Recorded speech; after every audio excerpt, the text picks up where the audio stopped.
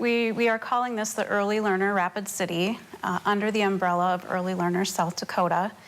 And it really started when there was this upswell of conversation surrounding early learning in our community. And one of our jobs, or my job at the foundation, is to get a handle and an understanding on what organizations are doing in our community, what is important to them.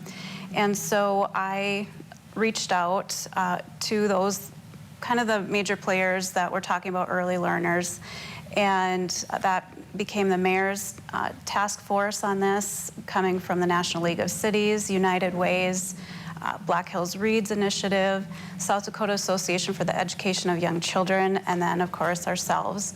And so through conversations, we decided, you know, there are enough people that really feel this is very important, that we need to move forward. But we need to do it in a way that is community-driven, grassroots efforts to make sure that we incorporate all of the voices when it comes to early learners. You typically think of early learning as that preschool classroom. And we know more and more that is not the only way that young children learn. They learn in their homes, they learn from their grandparents, they learn in many different environments, and a lot of times that is the parent's choice, and we need to respect that.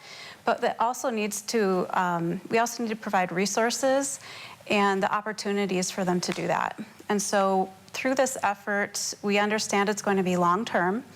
I've also often coined these long-term community-wide efforts as we need to go slow to move fast, that we have to be very deliberate and inclusive. Okay.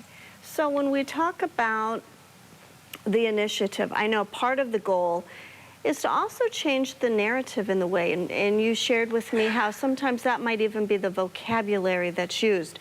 When we talk about early learning, sometimes people often think of preschool, which that could mean different things for different people. Talk to me about some of the changes that you're hoping to push in terms of the vocabulary and the narrative for this. Right, and I kind of alluded to that it's not just that traditional preschool classroom. And so early childhood education is often associated directly to that classroom. And by using the language early learner, it really encompasses all those environments. And so that is really one of the first pieces that we need to do, is to help anyone who's interested in early learning in different environments know that we're all on the same page, that we want to make sure these resources are available for not only the classroom setting, but parents that choose to stay at home, and foster families, just so that it's all inclusive. So I know we're talking about a statewide issue. You've referenced a lot of the resources that are available, you know, in communities already, and how we tap into those resources. You also mentioned it being part of what's going on in Rapid City. Do we see other communities taking part, perhaps Sioux Falls, specifically for you know, those in that area, maybe Spearfish, some of our other communities across the state? Yes, this is definitely a statewide issue, and as I mentioned earlier, Early Learning Rapid City is under the umbrella of Early Learner South Dakota.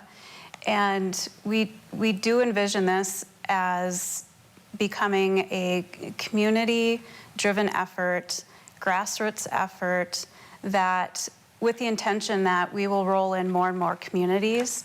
And so it'll be more of the community level versus putting the responsibility on, let's say, state legislators. And so making the awareness start within the communities. So when you look to the future of early learning in South Dakota as a whole, what is the foundation hoping that will look like? I see it happening in 3 different waves over a long period of time. But number one, if we can change that narrative, as we were talking about earlier, that it's an early learner in all environments, and then have that community-wide awareness on what is that return on investment when we do that with children at a young age. And then the third piece is having that the different sectors of the community actually invest in early learning. And I don't mean investing in merely financial terms, but it's their times, their talents, their other resources that they can have to support early learners. Is there anything that we missed in terms of the foundation's involvement with early learning in general, or the initiatives that we've not touched on? Just to hang in there, be patient, and to reach out and learn. If you're interested in helping support early learning, reach out, and we will see how that looks for a business, an organization, an individual to help support this effort. All right, very good. Jessica Gromer, Program Officer with the John T. Vucuerich Foundation. Thank you for taking the time to visit with us and share some of this information. You're welcome. Thank you for having me.